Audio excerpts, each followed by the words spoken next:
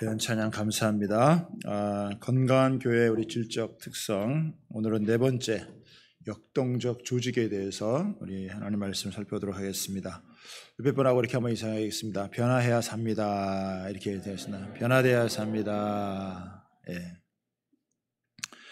교회 20주년을 맞이해서 우리 교회를 진단하고 또 더 건강한 교회를 우리가 세워가도록 소망하는 마음을 가지고 우리 교회의 건강한 8가지 특성에 대해서 살펴보겠습니다. 요한계시록을 우리 금요일마다 보고 있는데 이 초대교회에 7교회가 있었습니다. 그 7교회를 7 금초대에 비유를 했어요. 이 7 금초대 사이에 예수님께서 이렇게 운행하는 모습을 여러분 보여줍니다. 교회를 금초대에 비유한 것은 교회가 세상의 빛이기 때문이다 라고 하는 것입니다. 예수님은 이 교회를 여러 곳에 세웠는데 어떤 곳은 환하게 빛을 비추기도 하고 어떤 곳은 전혀 빛을 비추지 못하는 그런 실정이었습니다. 예수님은 이 촛대들 사이에 운행을 하시면서 빛을 잘 비출 수 있는 그런 교회가 되도록 주님께서 일하신 거예요. 교회가 이 세상의 빛이라고 할 때 이 세상은 어둡고 캄캄한 곳이라고 하는 것이 전제가 되어져 있습니다. 지금 이 세상의 학문적인 발전이 얼마나 많이 이루어졌습니까? 수많은 지식이 쌓이고 논문들이 있고 과학 기술의 경이로운 발전으로 이 최첨단 문명을 이루는 그런 시대가 되었다는 것입니다. 그러나 인간의 거짓됨과 부패함, 더럽고 추악한 인간의 본성은 변한 게 없어요. 오히려 더 적나라하게 드러나고 있다라고 하는 것입니다. 겉으로 보기에 세상이 참 좋아진 것처럼 보이고 발전한 것처럼 보이지만 인간의 죄성은 달라진 것이 없다라고 하는 것입니다. 여전히 인간의 탐욕과 정욕이 얼마나 무섭게 작동을 하는지 수많은 사건과 사고를 통해서 우리는 매일매일 그것을 보고 듣고 있습니다. 사람들은 이 세상에 교회가 왜 존재하는지 잘 몰랐어요. 특별히 초대교회에 그 로마의 박해 가운데 있는 작은 교회들 별 힘도 없죠. 평범한 사람들이 모여있는 그런 그 교회가 왜 이 세상에 존재해야 되는지, 그게 무슨 쓸모가 있는지, 왜 그것을 지키기 위해서 목숨을 거는지 잘 몰랐습니다. 어쩌면 세상 사람들만 모르는 것이 아니라 교인들도 그 의미를 여러분 잘 몰랐어요. 그러나 교회는 이 시대의 등불이라고 하는 것입니다.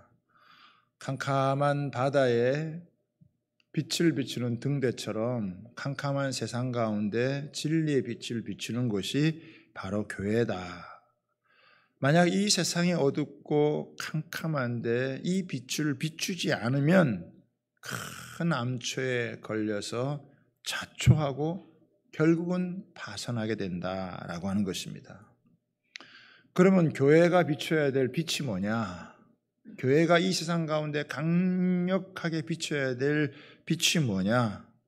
그것은 인간은 죄인이다 라고 하는 것입니다. 이 세상에 대해서 경고를 하는 거예요. 이 세상이 그렇게 안전한 곳이 아니다. 굉장히 위험한 곳이라는 거예요. 삶의 방향을 바꾸지 않으면 죄악으로 말미암아서 멸망당할 수밖에 없다는 것을 교회는 선포를 하는 것입니다. 자신 속에 있는 탐욕, 정욕 그거 변화시키지 않으면 멸망한다는 것이죠. 빛이신 예수님께 나와서 어둠을 벗어버리고 새 사람이 되어야만 소망이 있다는 거, 이거 교회가 전해줘야 된다는 거예요. 이거 전하지 않으면 여러분 교회는 등불을 꺼뜨리는 것입니다. 그런데 이 진리의 빛을 비춰줘야 할 교회가 시대적인 어려움 때문에 사명을 잘 감당하지 못하는 실정이었어요.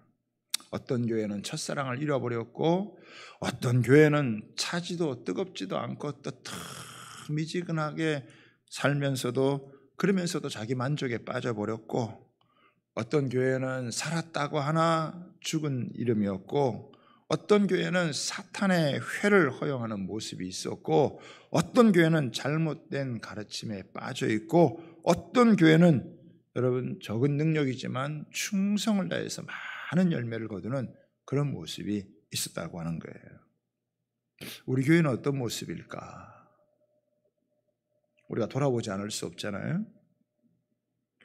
주양교회가 건강한 교회가 돼서 이 세상의 진리의 빛을 비추는 사명을 온전히 감당하기 위해서 우리 교회가 어떻게 건강한 모습으로 성장해 갈 것이냐, 이거를 우리가 지금 이 교회 20주년을 앞두고 고민하고 있다고 하는 것입니다. 그래서 우리가 건강한 교회의 질적 특성 8가지를 우리가 살펴봐서 지난주까지 3가지를 살펴보았습니다. 사역자를 세우는 리더십, 또 두 번째는 은사 중심적인 사역, 세 번째는 열정적 영성. 지난주에 너무 열정적으로 하다가 제가 차를 놓쳐가지고 주빌리 가서 개사를 해야 되는데 늦어버렸어요.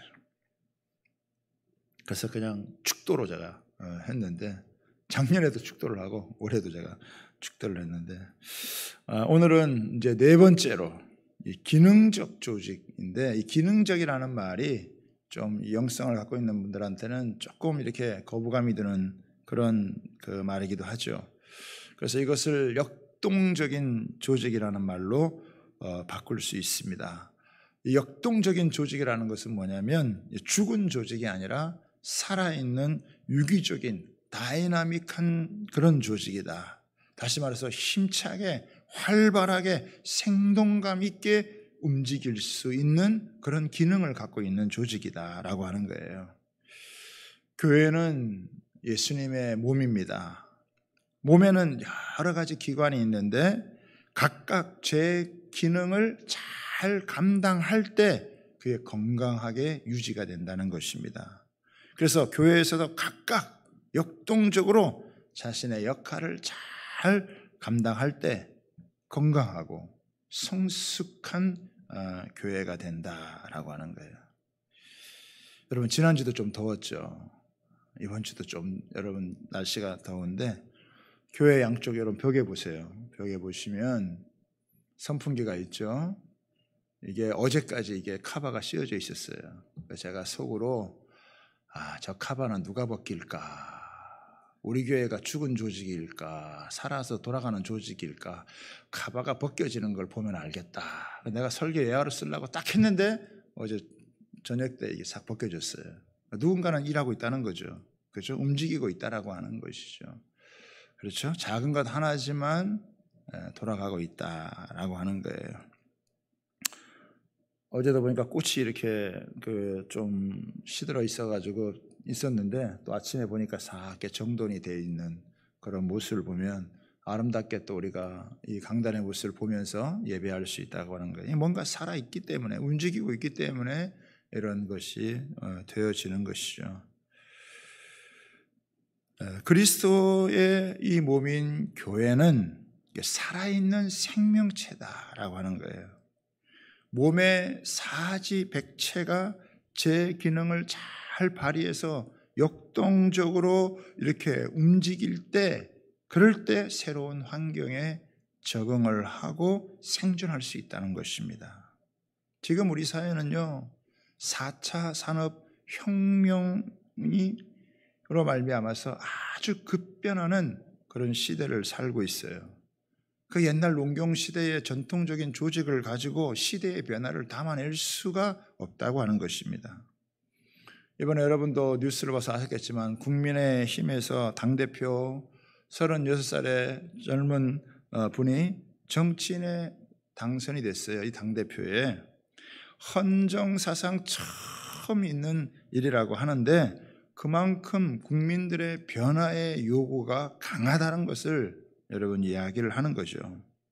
잘못하면 이제 꼰대라는 이야기 듣기가 쉽다라고 하는 거예요. 옛날 과거의 낡은 시스템을 가지고 새로운 시대를 맞이할 수 없기 때문에 과감하게 변해야 되고 달라져야 된다, 이거를 이야기를 하는 거예요. 그렇죠? 이제는 전통적인 가부장 그런 제도만 가지고 이 시대의 변화를 담아낼 수가 없다. 교회도 사람들이 이렇게 오게 되면 그것을 담아낼 수 있는 이 기능을 갖고 있지 못하면 사람들 못 담아낸다는 거죠. 복음의 본질을 잃어버리지 않으면서도 급변한 시대의 변화를 감당할 수 있는, 담아낼 수 있는 역동적인 조직에 대해서 고민을 해야 되고, 그리고 그런 변화를 해야 된다는 거예요.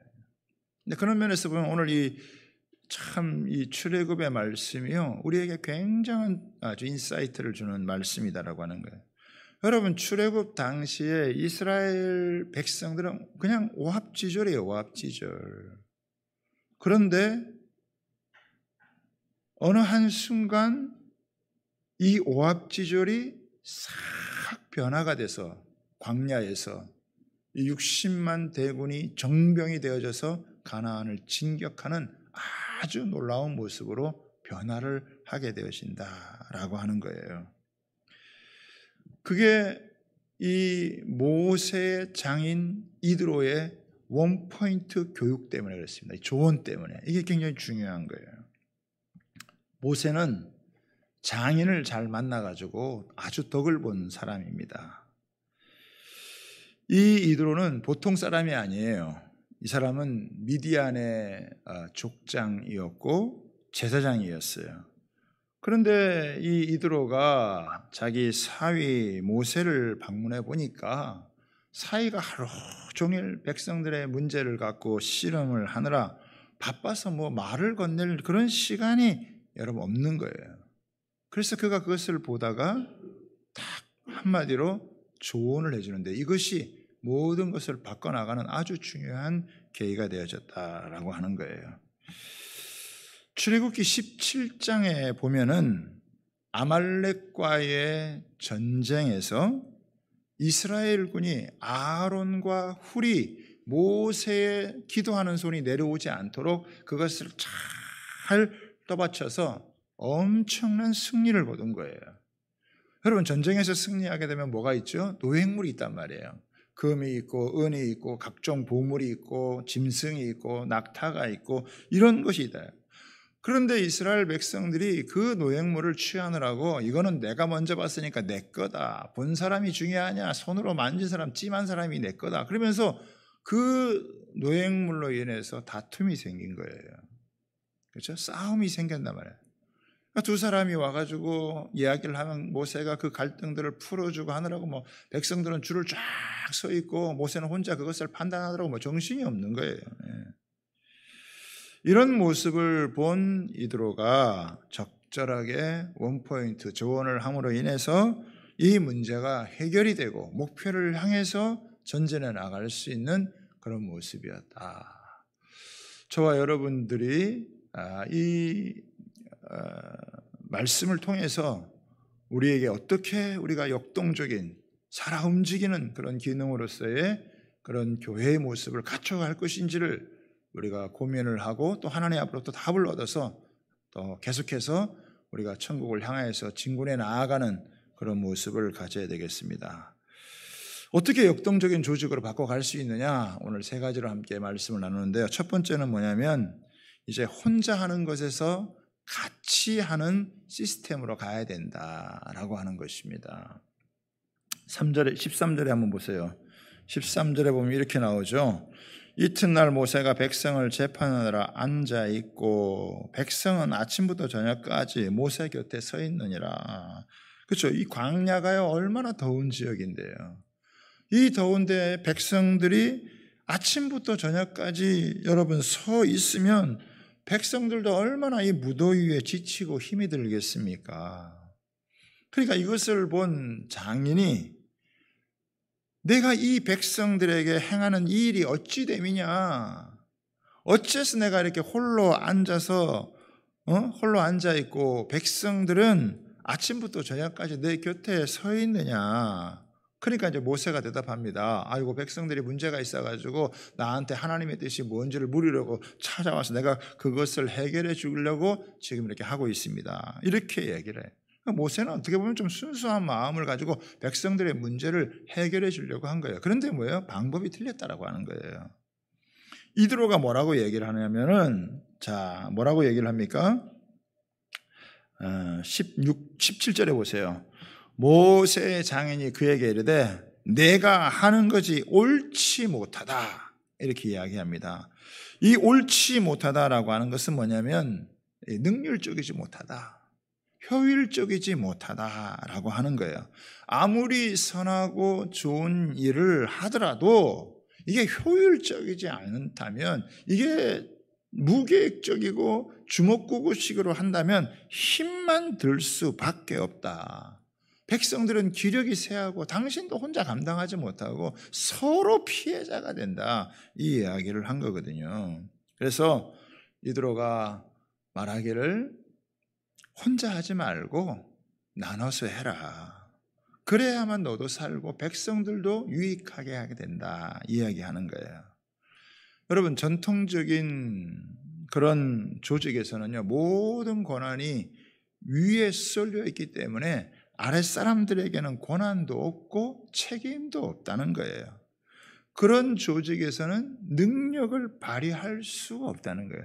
능력을 발휘할 수 없는 조직이 어떻게 변화하는 세상에서 생존할 수 있겠느냐? 그 생존할 수가 없다라고 하는 거예요.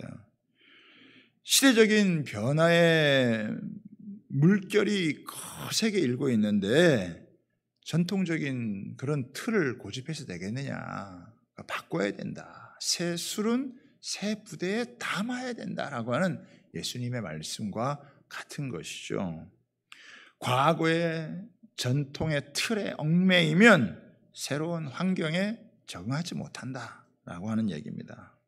지금도 여러분, 지금 이 세상이 얼마나 달라지는지 모릅니다. 지금은 거의 수평적인 인간관계, 쌍방향의 의사소통과 결정이 이루어지는 그런 시대예요. 이런 게 아주 보편화되어 있다는 거예요. 기업도 뭐 연수가 오래되면 월급 많이 주는 게 아니에요. 능력에 따라서 연봉제로 여러분 다 이루었고, 팀 제도라는 것이 이루어져서 그 팀의 성과에 따라서 지급하는 것이 달라져요. 옛날에는 윗사람이 아랫사람 평가했지만 지금은 그렇지 않아요. 아랫사람이 윗사람 평가합니다. 달라졌다는 거예요. 변화됐다라고 하는 거예요. 복잡다단한 가변적인 정보화 시대에서는 개인적인 능력과 이 독창성이 수평적으로 연결되는 것을 중시하는 유기적인 조직만이 변화에 살아남을 수가 있다. 그것이 절대적으로 유리하다는 것을 말하는 거예요.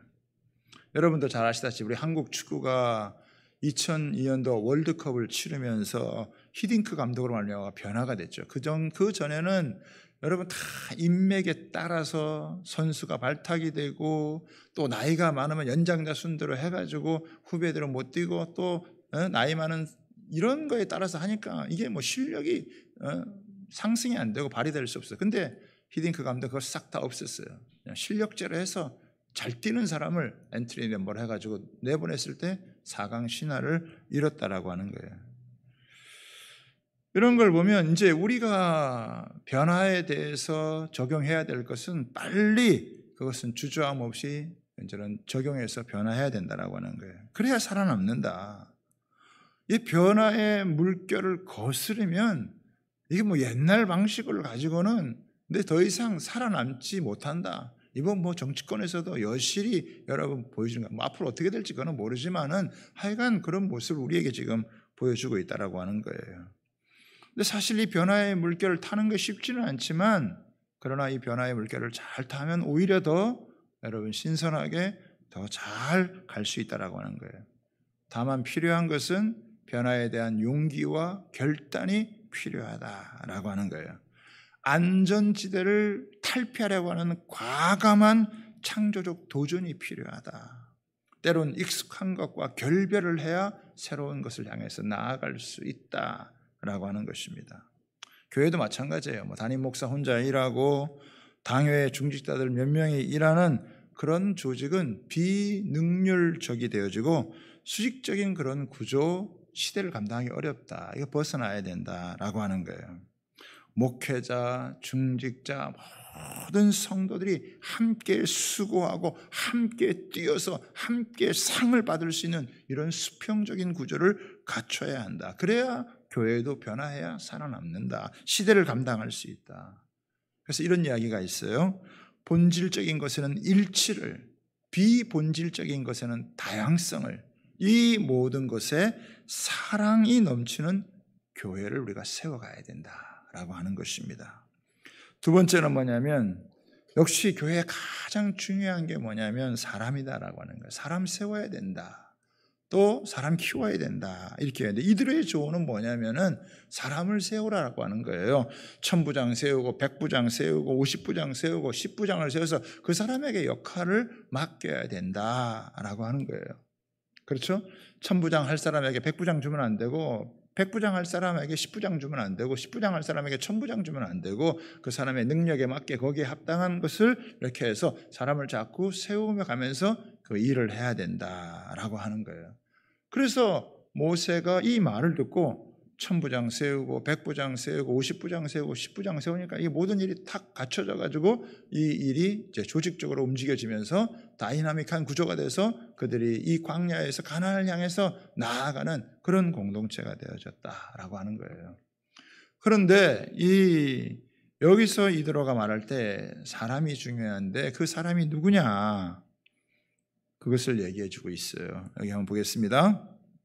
말씀을 보면은 21절에 보겠습니다. 너는 또 온 백성 가운데서 능력 있는 사람들, 여러분 능력 있는 사람이 있다는 거예요. 능력 있는 사람을 세워야 된다. 이거는 재덕이 겸비한 자들인데 재능도 있고 덕도 있는 그런 사람이어야 된다라고 하는 것을 이야기를 하는 거예요.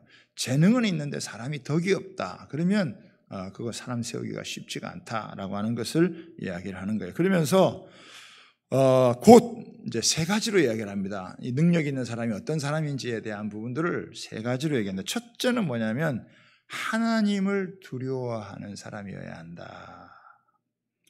여러분 하나님을 두려워하는 거, 하나님 무서운 줄 알아야 된다라고 하는 거예요. 여러분 우리가 이제 요즘 역대하를 묵상하고 있잖아요. 역대하 묵상에서 요즘 우시야 왕을 우리가 묵상을 했습니다. 우시야 왕은 16살에 왕이 돼서 52년간을 나라를 통치를 했어요. 16살에 왕이 됐으니까 야 내가 무슨 능력을 가지고 이 나라를 통치하겠느냐. 그래서 자기의 영적인 멘토인 이 스가랴 선지자를 영적 멘토로 삼아서 말씀을 배우고 그 말씀을 따라서 하나님을 찾았어요. 하나님을 찾았다라고 하는 것은 뭐냐면 하나님에게 질문을 던졌다. 하나님에게 여쭈었다라고 하는 거예요. 그러니까 하나님께서 그 하나님 앞에 나와서 기도하는 그에게 성경에 보면은 도움을 주는데 어떤 도움을 주시느냐? 아주 귀한 도움을 하나님께서 주셔서 모든 전쟁에서 승리를 하고 그리고 나라를 아주 부강하게 세우는 거예요. 아주 내실도 갖추고 외부적으로 이렇게 든든하게. 근데 문제는 뭐냐?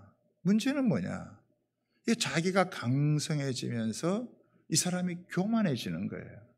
지금 이스라엘의 왕들에 대한 걸 계속 하나님이 보여주는 건 뭐냐면 끝까지 믿음을 지키는 게 쉽지 않다는 거예요.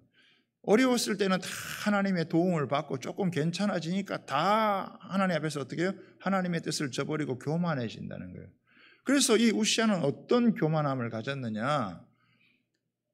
그 성전에 들어가 가지고 제단의 분향을 하려고 하는 거예요. 이거는 제사장만이 할 수 있는 일이에요. 제사장만이 할 수 있는 일을 왕인데 자기가 하려고 하는 거예요. 그래서 제사장들이 따라 들어가서 왕이시여 이렇게 하면 안 됩니다. 이거는 하나님에게 영광이 되지 않습니다. 이거는 하나님 허락한 게 아닙니다. 그러니까 이 제사장한테 화를 확 내요. 화를 낼 때 하나님께서 그를 치셔가지고 이마에 문둥병이 들어버려요. 그래서 평생을 별궁에서 지내다가 문둥병으로 망한다네. 교만이라는 게 뭐냐? 자기의 선을 넘어가는 거예요. 하나님께서 하지 말라는 그것을 넘어가는 거예요. 하나님을 두려워한다는 것은 이거는 내가 이 선을 넘어가면 안 되지. 하나님 이걸 하면 안 되지. 그걸 아는 사람이에요. 어제 예담교회에서 그 임직식이 있었어요. 장로님 2분, 또 안수 집사님 몇 분, 권사님들 몇 분 있었었는데 장로님 한 분이 나오셔가지고 간단하게 간증을 하셨어요. 이제 인사를 하면서 소감을 하는데 자기는 젊어서 자기는 최연소 장로가 되겠다라고 하는 그런 마음을 가졌다는 거예요. 그런데 이제 세월이 많이 지나서 머리가 희끗희끗해서 드는 거예요. 자기는 자기가 열심히 하고 뭔가 하면은 자기는 당연히 그렇게 될 줄 알고 생각했는데 그렇지 않았다는 거예요. 아들이 죽고 자기 몸에 병이 걸리고 시련을 겪으면서, 그분이 현직 의사예요. 시련을 겪으면서 자기가 자기를 알았다는 거예요.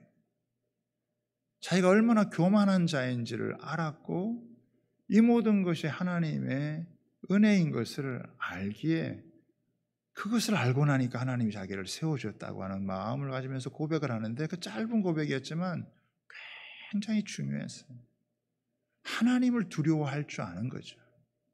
자기 속에 얼마나 교만한 것이 역사할 수 있는지를 알고 그거에 대해서 경계를 하는 마음을 가지고 하나님 앞에서 모든 것이 은혜라고 하는 걸 알 수 있는 그런 사람, 그래야 선을 넘지 않거든요. 그게 준비가 안 되면 어느 순간 확 선을 넘어버려요. 자기의 어떤 한계, 내게 주어진 고난의 리미트가 어디까지인지를 모르고 넘어버리면 그 다음에는 이제 막 가게 되는 거예요. 그러면 끝장나는 거죠. 그래서 특별히 신앙의 공동체에서 능력 있는 사람은 뭐냐? 하나님을 두려워하면서 하나님 앞에서 자신의 이 모습을 갖고 있는 겸손함을 유지할 수 있는 사람이 바로 하나님을 두려워하는 자다. 두 번째는 뭡니까? 진실한 사람이라는 거예요. 사람들이 은큼한 사람들 많죠. 겉으로는 이렇게 막 괜찮은 얘기하면 뒤에 가서는 딴 얘기하고 이렇게 진실무망하지 않은 사람들이 많대. 근데 하나님의 앞에서 쓰임받는 또 사람이 세워져야 될 사람은 그 사람 진실한 사람이다. 그 사람 앞에서 하는 말과 뒤에서 하는 말이 다르지 않다라고 하는 것을 여러분 이야기하는, 그러니까 진실한 사람, 그 사람 세워야 된다. 그리고 또 뭡니까? 불의한 이익을 미워하는 자다. 사사로운 자기의 이익을 탐해가지고 대사를 망치는 그런 사람 안 된다는 거죠. 불법 투기하고 날조해가지고 이렇게 하는, 그러고도 자기가 잘못한지를 모르는 그런 사람 안 돼. 이런 사람 잘못 세워지면 공동체가 완전히 큰 고통과 아픔을 겪게 되어진다.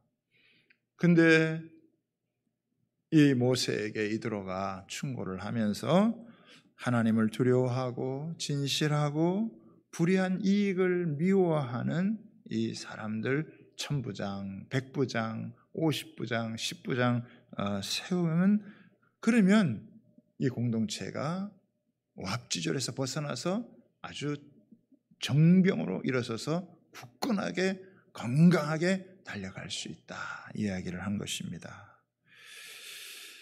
저는 이제 하나를 더 얘기하자면 좀 시대를 읽을 줄 알고 하나님의 교회의 비전을 보고 달려갈 수 있는 그런 사람이면 좋겠다.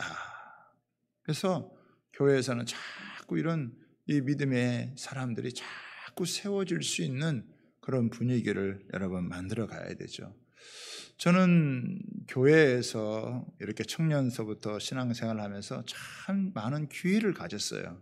하나님께서 많은 기회를 해볼 수 있는 기회, 이것도 해보고 저것도 해보고, 사회에 나가고 세상에 나가면 뭐 하나 잘못하면은 그 다음에 끝이잖아요. 근데 교회는 그런 시행착오를 다 용납을 해줘요. 그러면 뭐 우리 어렸을 때부터 아이들이 나와가지고 발표도 하고 뭐 실수도 하고 그래 뭐 그것 때문에 웃기도 하고 그런 모습으로 하나하나 이렇게 시행착오를 겪으면서 이렇게도 저렇게도 다 해보면 나중에 그 사람들이 참 진짜 자기에게 주어지는 게 뭔지를 알아간다는 거예요. 그냥 교회에서 뭐 시킬 때 그건 내 빼고 그러는 게 아니라고요. 그냥 주어지면 기회를 따라서 그것을 하나님 앞에서 하면 되는 거예요. 그러면 그 속에서 하나님이 또 일하시는 것을 보게 되어지는 거죠. 그렇죠? 그러니까 참 교회라고 하는 것이 얼마나 좋은 것인지, 시행착오를 해도 좀 잘못을 해도 실수를 해도 은혜 안에서 용납이 되고 또 그렇게 사람 세워주고 다음에 또 더 잘하도록 이렇게 만들어주는 그런 것은 여러분 교회 밖에 다른 것이 여러분 없는 거예요. 제가 요즘 우리 그 중학교 2학년인 수환이를 여러분 보면서 야, 우리에게 학생 장로다라는 이런 생각이 들어요. 한 번도 예배에 빠지지도 않지. 예? 와서 또 교회 와서 봉사하고 드럼하지. 예? 할머니도 옆에서 잘 보필하지. 공부 열심히 하지. 또 학교에 가가지고 해피스쿨하고 전도 모임 만들어가지고 또 애들 전도해가지고 또 애들 교회로 이끌지. 이거 완전 이거 뭐 학생 장로다 이거. 예? 나이가 어리다고 해서 여러분 뭐 못하는 게 아니에요. 예? 다 하나님이 자기에 맞는 그 상황에서 주님을 위해서 열심히 뛰고 하는 이런 모습 보면 참 귀하고 대단하다라는 생각을 여러분 하죠. 그러니까 하나님 우리 모두에게 다 기회를 주신 거예요. 우리 모두에게 교회는 다 무대인 거예요. 그래서 하나님 앞에서 이렇게도 해보고 저렇게도 해보고 또 이런 일도 감당을 해보고 또 새로운 것도 만들어서 보고 추진을 하고 하면서 자꾸 이런 역동적으로 만들어 가는 거예요. 그냥 굳어진 조직에서 뭐 이렇게 그냥 임명을 해가지고 이렇게 하는 거 그런 거는 이제는 시대에 잘 안 맞네. 그냥 우리 교회도 보면은 뭐 남전도 여전도 있지만 잘 안 돌아간다 이거. 그런 기능이 많이 죽어졌대요. 그게 아니라 새롭게 역동적으로 움직일 수 있는 그런 기능, 그런 것들이 만들어져야 되고 그런 것들이 활발하게 해 가야 된다라고 하는 거죠. 저는 그런 것들이 우리 교회 안에 많이 생기기를 여러분 소원합니다. 꼭 뭐 목사가 만들어가지고 하는 게 아니라 본인들이 의논을 해서 만들어보고 도전해보고 뭐 얼마든지 여러분 할 수 있는 것들이 얼마든지 여러분 많지 않겠어요? 마지막 세 번째입니다. 세 번째는 뭐냐면 항상 성령의 인도를 받아야 된다라고 하는 거예요. 교회는 언제나 하나님 중심이어야 된다. 한 사람이든 혹은 전체든 인간의 뜻에 의지해서는 안 된다. 민주주의의 핵심이 여러분 다수결의 여러분 원리지만 교회에 똑같이 적용되는 것이 아니다. 전체가 다 좋다고 하더라도 하나님의 뜻이 아니면 안 되는 것이고 멈춰야 된다고 한 거예요. 23절에 보세요. 23절 보세요. 같이 한번 읽어보겠습니다. 시작. 내가 만일 이 일을 하고 하나님께서도 내게 허락하시면 내가 이 일을 감당하고 이 모든 백성도 자기 곳으로 평안히 가리라. 여기 보면요. 하나님께서도 내게 허락하시면 이라는 말이 단서가 붙어요. 그러니까 자기들 마음대로 하는 게 아니라는 거죠. 하나님께서 허락하신다면 이거는 뭐냐면 성령이 인을 치는 거예요.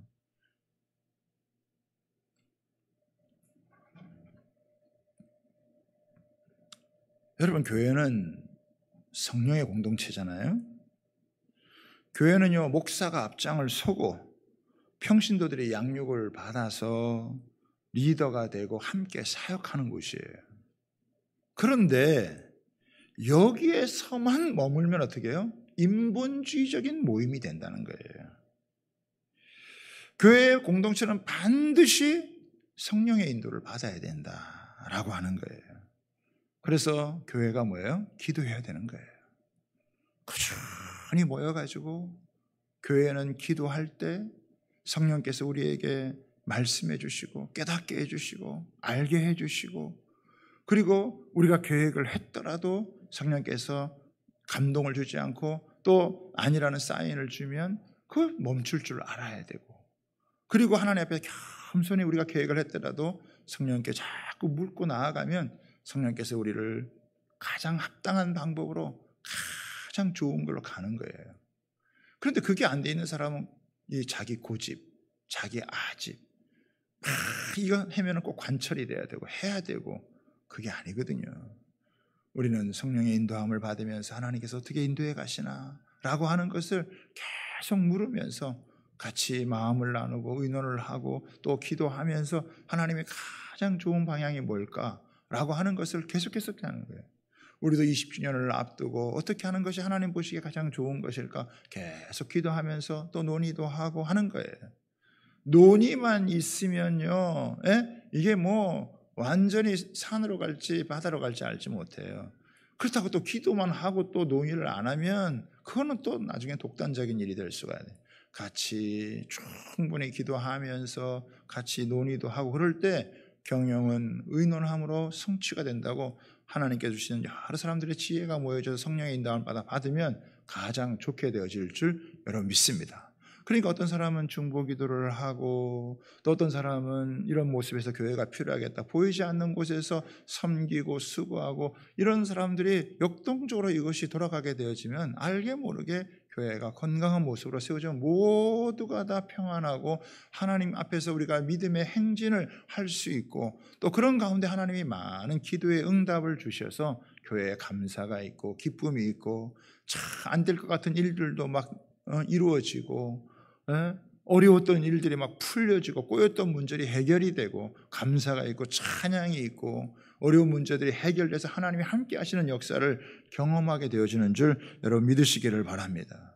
교회가 어떻게 하면 이런 역동성을 가지고 하나님의 말씀을 가지고 진리의 빛을 비추면서 이 역동적으로 움직여서 세상 가운데 여러분 생명의 복음을 전해줄 것인가 라고 하는 그런 모습을 우리는 고민해야 된다. 그렇죠? 우리 앞에 붙어 있는 것처럼 주를 전파하니 안디옥 교회 그 환난을 당한 그 무명의 그리스도인들의 가장 우선순위는 여러분 주님을 전파하는 거였어요. 우리도 마찬가지예요. 결국은 뭐 우리끼리 좋자고 하는 게 아니라 이 복음을 어떻게 전파해서 우리가 더 많은 영혼과 생명을 살릴 것이냐. 이 어둠의 시대, 캄캄한 세상, 이단이 득세를 하고 여러분 혼란스러운 이 세상 가운데 진리의 말씀만이 우리를 바른 길로 인도해 줄 수 있다라고 하는 걸 우리는 알기 때문에 하나님이 교회가 제대로 서서 건강하게 빛을 발하여 우리 모두가 생명길을 가는 그런 은혜를 여러분 구하고 나아가는 거예요. 근데 교회가 만약에 그런 걸 잃어버리고 무기력해지면 모두가 다 그냥 사단의 밥이나 되는 거예요. 세상의 노예로 아무 힘없이 살아가는 거예요. 그런데 건강한 교회가 되어지면 하나님께서 세상을 이기는 힘을 주시고 능력을 주시고 성도 한 사람 한 사람을 통해서 교회를 통해서 여러분 세상 가운데 빛이 될 수 있도록 생명의 역사를 이룰 수 있도록 하나님께서 이루시는 줄 믿으시기를 바랍니다. 하나님 우리 교회가 그런 교회가 되게 해달라고 우리가 그런 마음을 가지고 우리가 함께 교회의 일원이 되고 교회의 지체가 되고 교회의 몸으로서 함께 움직여가게 해달라고 우리가 함께 기도하며 나아가는 거예요. 그렇죠? 그래서 과감하게 변화될 것은 변화하고 달라질 것은 달라질 수 있는 그런 모습을 자꾸 가야 되는 거죠. 우리 교회는 지금까지 계속 그런 과정들을 거쳐오면서 여기까지 왔다고요. 여기까지 오면서 또 다시 이제 하나님 앞에서 더 새롭게 나아갈 수 있는 그런 마음을 가지고 계속해서 주님 기뻐하는 모습으로 변해갈 수 있는 은혜가 있게 되기를 소원합니다. 그래서 우리 살아있는 생동감 있는 교회로서의 그런 모습을 잘 갖고 나아갈 수 있도록 여러분도 함께 기도해 주시고 또 그런 마음을 가지고 함께 서 주시기를 주님의 이름으로 부탁을 드립니다. 우리 같이 한번 찬양 드리시면서 준비하시겠습니다.